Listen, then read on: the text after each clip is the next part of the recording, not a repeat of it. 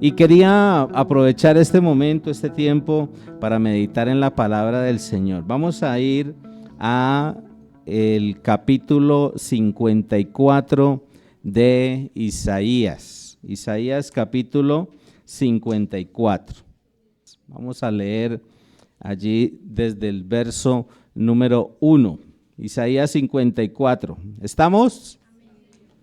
Muy bien, familia. Voy a utilizar inicialmente la traducción en lenguaje actual. Dice la palabra del Señor. Isaías dijo: Jerusalén, tú que nunca has sido madre ni has podido tener hijos, lanza gritos de alegría, entona alegres canciones, porque Dios dice: Jerusalén, mujer abandonada, tendrás más hijos que la mujer casada.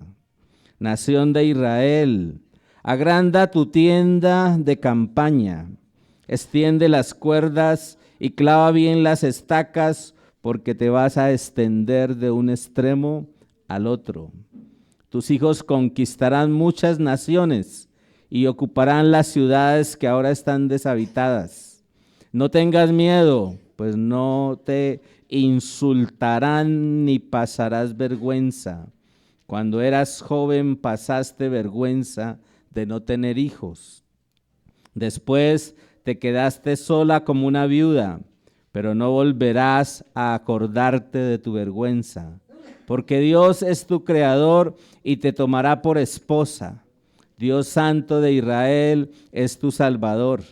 Es el Dios Todopoderoso y reina en toda la tierra.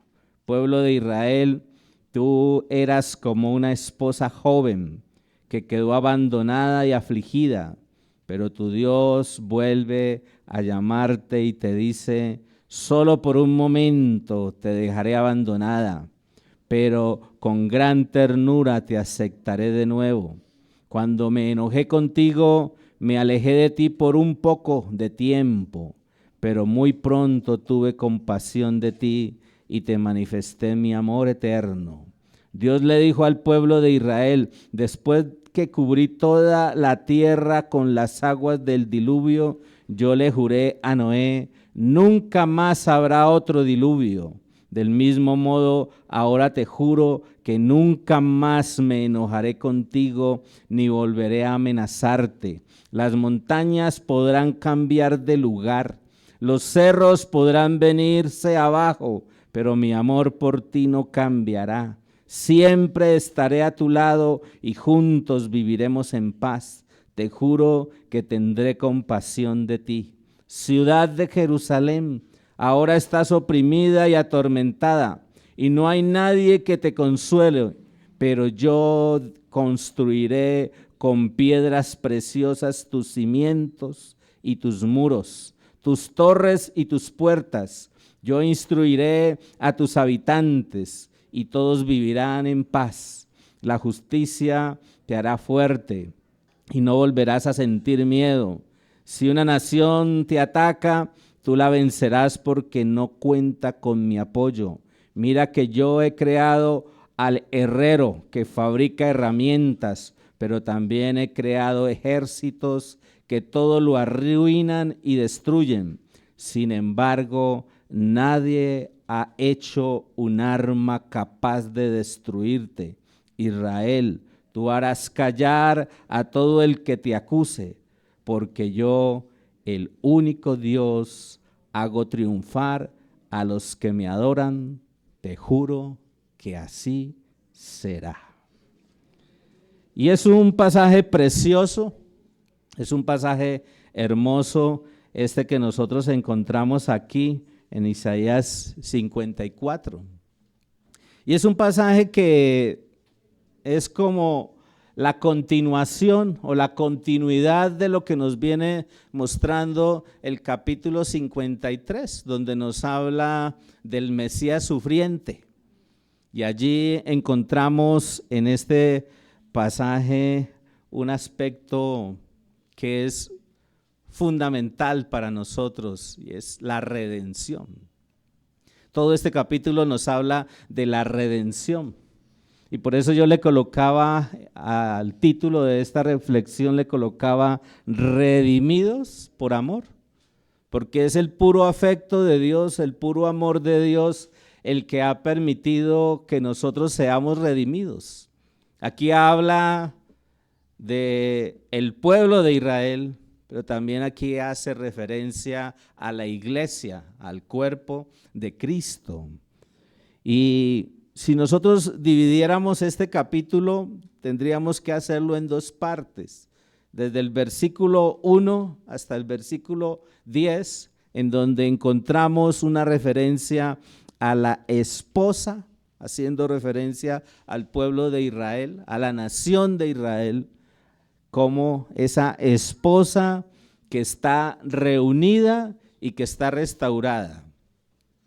Y cuando nosotros miramos esto de una esposa reunida y restaurada alrededor de su esposo, pues tenemos que entender que este es un lenguaje profético, el que se está narrando aquí. Aquí encontramos un lenguaje profético y un mensaje profético, porque a estas alturas de la historia todavía el pueblo de Israel no ha sido reunido ni ha sido restaurado en su totalidad. De pronto ya hay una nación, pero hace falta el cumplimiento total de todo lo que concierne al pueblo de Israel. Y la segunda parte también nos habla del versículo 11 hasta el 17, de esa esposa, de esa Israel, de esa nación restaurada, alegre y justa. Y tenemos que entonces enfatizar que aunque esto es una realidad en lo que nos está mostrando proféticamente el capítulo 54, todavía no se ha logrado el cumplimiento profético de esto que nos está narrando aquí. Vemos entonces que nos habla este pasaje que hemos leído de la salvación y de las futuras glorias del pueblo de Israel. De eso nos está hablando. Y eso tiene que ver con la esperanza. Uno de los aspectos que más nos hacen a nosotros los cristianos perseverar, avanzar, seguir adelante, seguir caminando en esa senda espiritual que Dios tiene preparada para cada uno de nosotros, es la esperanza. Cuando nosotros recordamos y conmemoramos el efecto y los beneficios de la obra que hizo Jesucristo en la cruz, nuestros corazones tienen que llenarse de esperanza. Tienen que llenarse de esperanza, porque Dios había prometido en la antigüedad que Él iba a redimir al mundo, y Dios lo cumplió, Dios lo hizo. Pero dijo también que Él iba a volver por segunda vez para que juntos nos encontremos con Él y disfrutemos de la vida eterna y podamos ser parte activa en el reino de Dios. Y eso está por darse, eso está por cumplirse, eso está por volverse una realidad en breve. Mira el que está a su lado y diga, eso es para dentro de poco. Así que póngase las pilas, porque eso es en breve. Aquí nos está hablando de la promesa de la venida del Redentor a Sión. Algo que está por darse en cualquier momento de la historia de la humanidad. Pero también aquí nos habla de una invitación y de una motivación a cantar, a que nosotros con alegría podamos expresar lo que Dios está diciendo que se va a dar y que va a ser una realidad, tanto para su pueblo, que es el pueblo de Israel, como para la iglesia, que es el pueblo de Dios.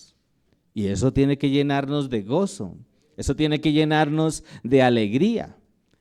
El pasaje de Isaías 54 de alguna manera es un cántico de esperanza, un cántico de alegría, un cántico de gozo. Y si usted mira el versículo 1, como lo leíamos en esta versión de la traducción en lenguaje actual, es sobre Israel. Aquí habla de que Israel es la esposa que está reunida y que está restaurada. Aquí nos dice Isaías: Jerusalén, tú que nunca has sido madre ni has podido tener hijos, lanza gritos de alegría, entona alegres canciones, porque Dios dice: Jerusalén, mujer abandonada, tendrás más hijos que la mujer casada. Y es una expresión de gozo, un cántico de alegría. Y es un cántico de alegría porque ha llegado al mundo producto de la redención.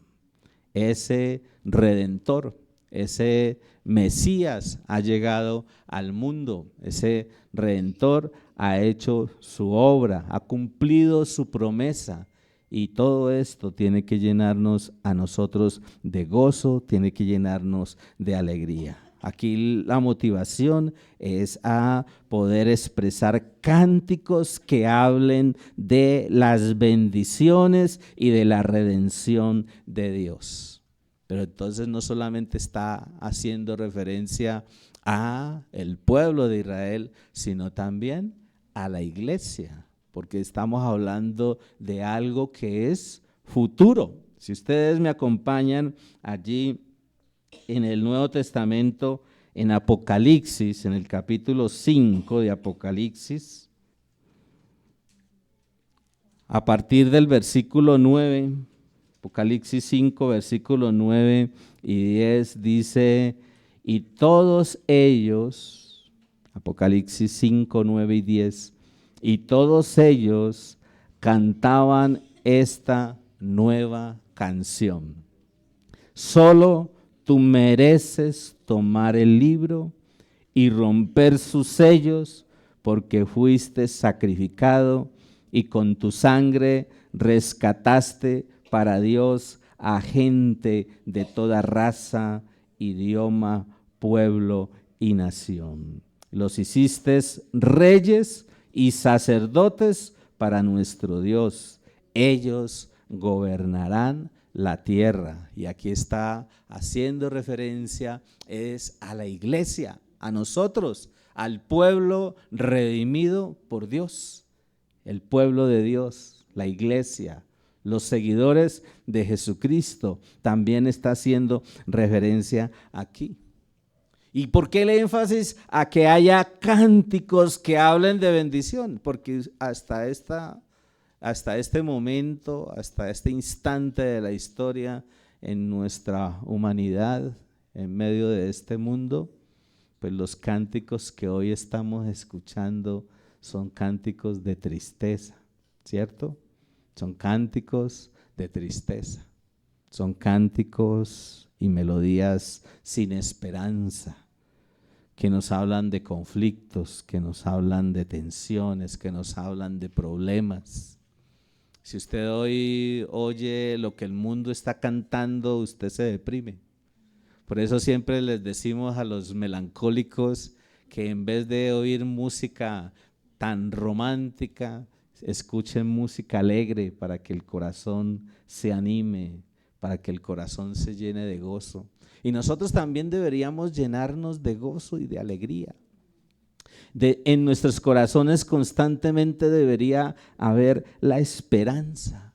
En nuestras vidas siempre debería haber esperanza, sabiendo que Dios nos ha manifestado, nos ha motivado a que nosotros expresemos con nuestro corazón y con nuestra voz esas expresiones, valga la redundancia allí, esas expresiones de alegría, de gozo y de esperanza por lo que Él ha hecho, porque Dios es un Dios vivo. Dios no es un Dios que está muerto, Dios es un Dios vivo, y ese Dios vivo va a cumplir todo lo que ha prometido. Ya cumplió muchas cosas.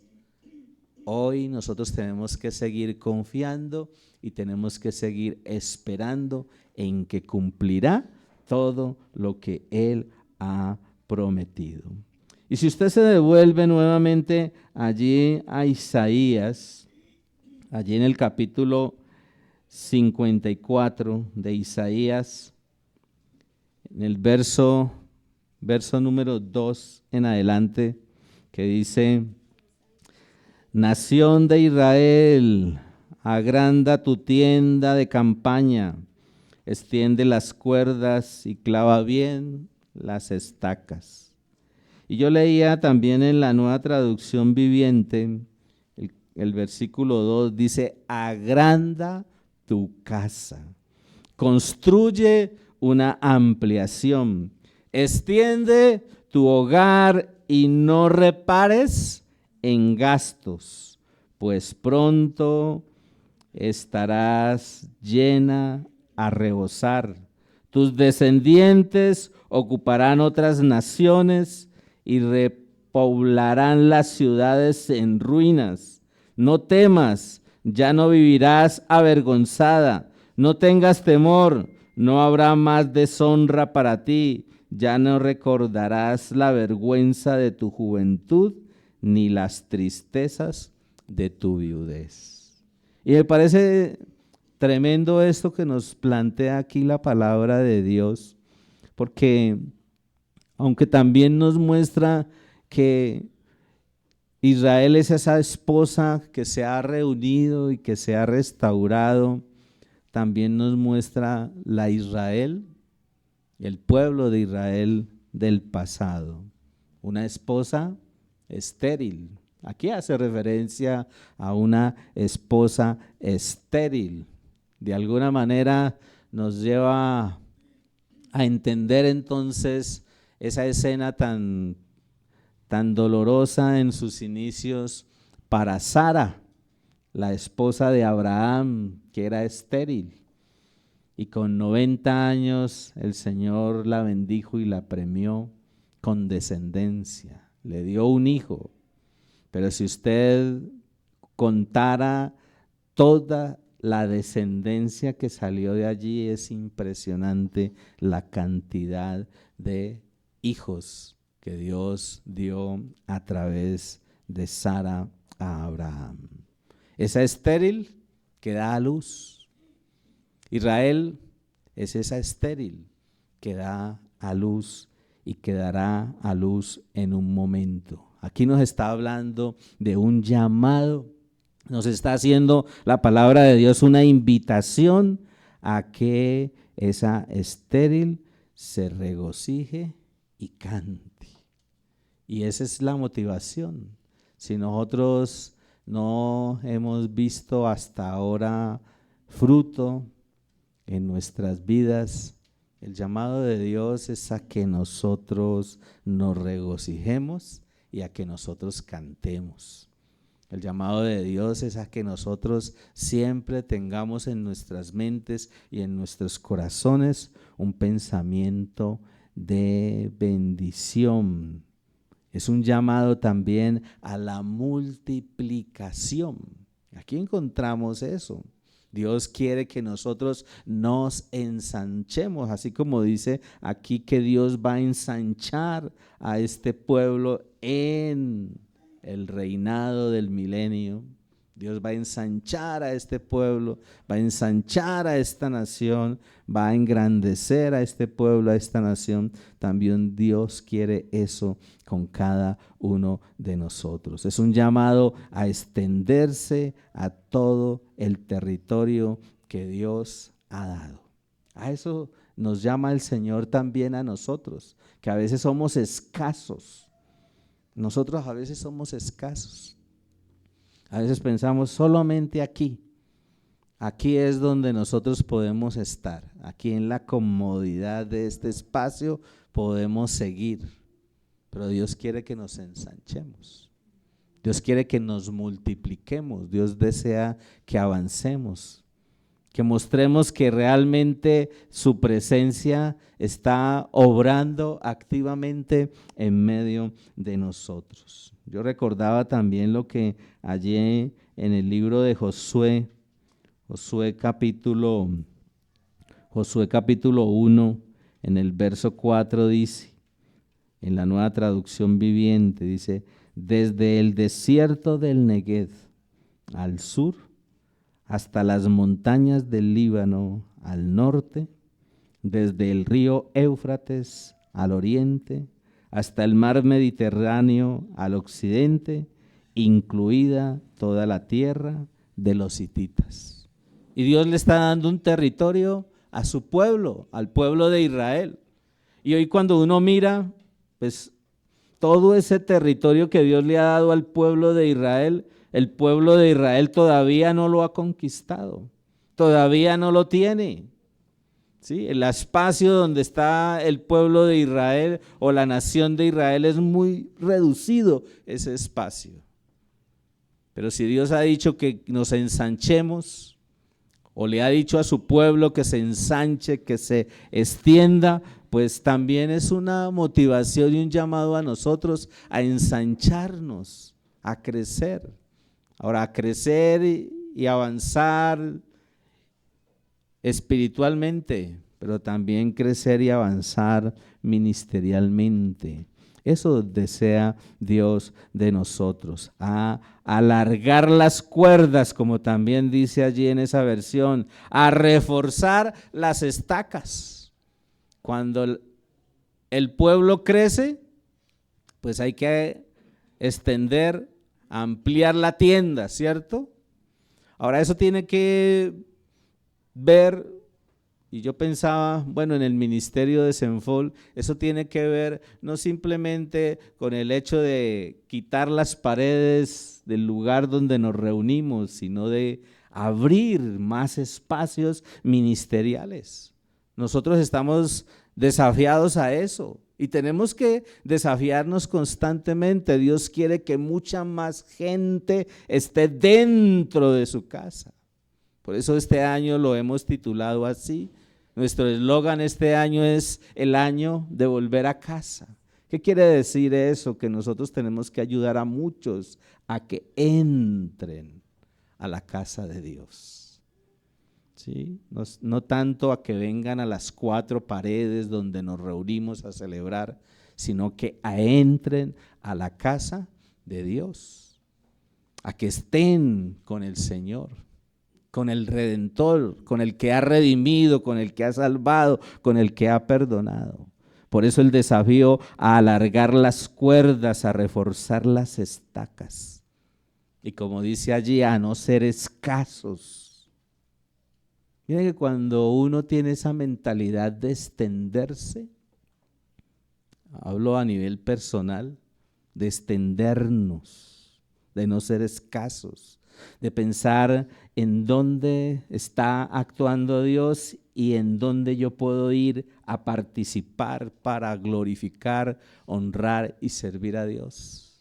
De no quedarme allí escaso, de no quedarme allí centrado simplemente en que apenas estoy medio tratando de manejar mi vida allí medio acomodado, ¿no? Sino de estar pensando con una mentalidad de cambio, con una mentalidad de transformación, con una mentalidad de renovación, si es que ya hemos sido redimidos. Si es que Dios nos está motivando a avanzar. Y es que cuando nosotros no somos escasos, es porque hemos puesto nuestra seguridad, nuestra confianza y nuestra protección en las manos de Dios. Y cuando uno hace eso, ¿qué sucede? Pues Dios respalda, Dios bendice, ¿sí? Cuando mi confianza es Dios y yo actúo en función de que confío en Él, pues yo crezco, yo maduro en mi vida personal, yo crezco, maduro en mi vida familiar, crezco, maduro en cada área. Pero a veces nosotros somos escasos. Mire a su hermano que tiene ahí al lado y dígale, no seamos escasos. Necesitamos cambiar nuestra manera de vivir. Necesitamos cambiar nuestra manera de actuar, de pensar y desafiarnos a dejarnos usar en las manos de Dios, a seguir siendo esos instrumentos en las manos de Él. Y todo eso tiene que ver con el reino de Cristo. Un reino que va a desarrollar estos aspectos que nos está mostrando aquí este capítulo 54. Aquí habla de paz, aquí habla de armonía entre las naciones. Habla de futuro, ¿sí? Y por eso les decía inicialmente, si aquí habla en el futuro de que va a haber armonía, de que va a haber paz, pues yo tengo que seguir confiando, pero no solamente confiando, sino que también tengo que seguir perseverando, tengo que seguir avanzando, no me puedo quedar ahí estancado, sí, adormecido, adormilado, sino despierto, atento a lo que Dios quiere con mi vida. Porque en la medida en que yo crezco, en la medida que yo me desarrollo, en la medida que yo maduro, pues yo voy a ser un instrumento útil en las manos de Dios. Solo con mi testimonio. A veces no necesitamos ni siquiera hablar, ¿sí? Ni siquiera hablar. Por ahí hay una frase de Francisco de Asís, creo que, si no estoy mal, ¿no? Él decía, predica todo el tiempo, predica todo el tiempo. Y si fuera necesario, usa las palabras. Es mi testimonio de vida, el testimonio de vida de cada uno de nosotros. Y vale la pena. Y es importante tenerlo en cuenta, ¿por qué? Porque estamos disfrutando de los beneficios de la redención. Por eso les decía que esta es una redención por amor. Hemos sido redimidos por amor y hemos sido redimidos por amor para darle la gloria al Señor. Aquí en el versículo, si usted se devuelve nuevamente allí a Isaías en el capítulo 54, allí en el versículo 5 y en el versículo 6, Nueva Traducción Viviente dice, pues tu Creador será tu marido, el Señor de los ejércitos celestiales es tu hombre, Él es tu Redentor, el Santo de Israel, el Dios de toda la tierra, pues el Señor te llamó para que te libres de tu dolor, como si fueras una esposa joven abandonada por su marido, dice el Señor. Aquí habla de los redimidos de Dios, que no solamente son el pueblo de Israel que ha confiado en el Mesías, sino de todos aquellos que hemos puesto nuestra confianza en Jesucristo como nuestro Señor y Salvador. Aquí también nos hace entender que esto es una realidad futura, porque si vemos al Israel de hoy, vemos a un Israel como la esposa divorciada y adúltera. Y si usted mira allí el versículo 7 dice, porque un breve instante te abandoné, pero con gran compasión te recibiré de nuevo. Dios siempre habla de redención y aquí nos está hablando de redención. Todo el énfasis de este capítulo es redención. Dios nos ha redimido a través de Jesucristo. La promesa también es para el pueblo de Israel de que será redimido en su tiempo, en su momento. Aquí nos está hablando de una leve y pasajera aflicción. Ese es el momento en el que estamos viviendo, en medio de aflicciones, en medio de circunstancias difíciles, pero no puede menguar la esperanza.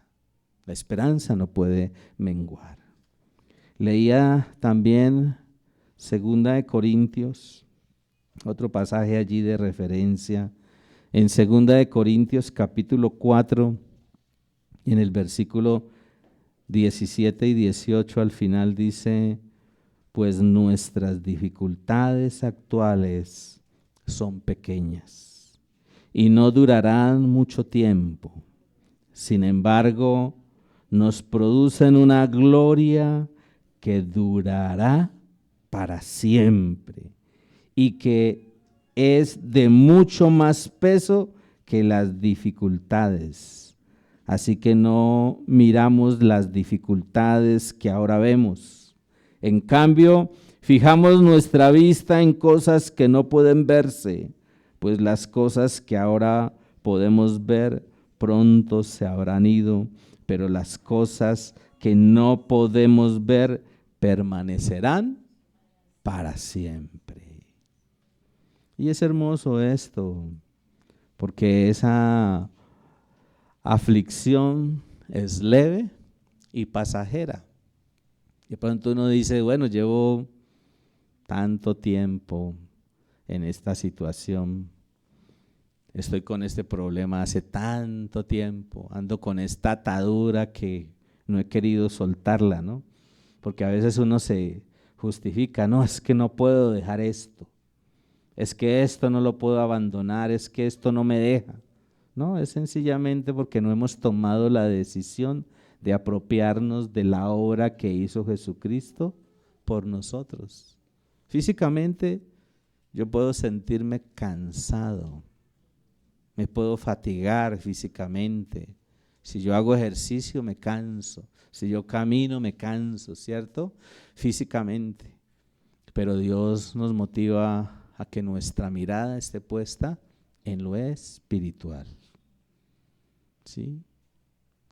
A que nuestra mirada esté puesta en lo espiritual. Fijar nuestra mirada en las cosas eternas. ¿En qué tenemos que fijar nuestra mirada? En las cosas eternas. Y de eso nos habla allí Isaías. ¿Sí? Ahí en el capítulo 54 de Isaías, en esos versos 8 y 9. Ahí nos está hablando de que la mirada debe estar puesta en las cosas eternas, ¿sí? Y que ese pacto que Dios ha hecho es un pacto inquebrantable. Lo que Dios ha prometido, Dios lo va a cumplir. En el versículo 10 de Isaías dice: pues las montañas podrán moverse y las colinas desaparecer, pero aún así mi fiel amor por ti permanecerá. Qué hermoso, ¿cierto? Mi pacto de bendición nunca será roto, dice el Señor, quien tiene misericordia de ti. Lo que Dios ha prometido, Dios lo va a cumplir. Es un Dios que consuela a sus hijos para que se alegren en el corazón. ¿Qué produce el consuelo? Alegría en el corazón. Y hay alegría en el corazón cuando hay esperanza. Por eso debemos ver las cosas que no se ven. Tenemos que tener nuestra mirada puesta en las cosas que no se ven. Y cuando dice allí que tenemos que tener puesta nuestra mirada en las cosas que no se ven, está haciendo referencia a que nuestra mirada debe estar puesta en las cosas eternas, no en las temporales, en las que uno ve. Porque uno ahorita ve la enfermedad, Uno ahorita ve el conflicto, uno ahorita ve la dificultad, la necesidad, el problema, todo lo que agobia el alma y el cuerpo. Pero si nuestra mirada está puesta en las cosas que no se ven, hay esperanza. ¿Sí?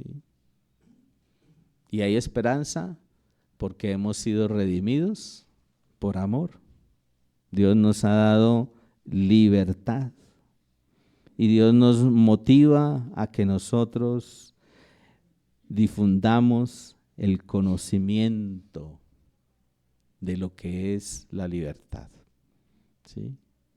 Tenemos que difundir lo que trae libertad.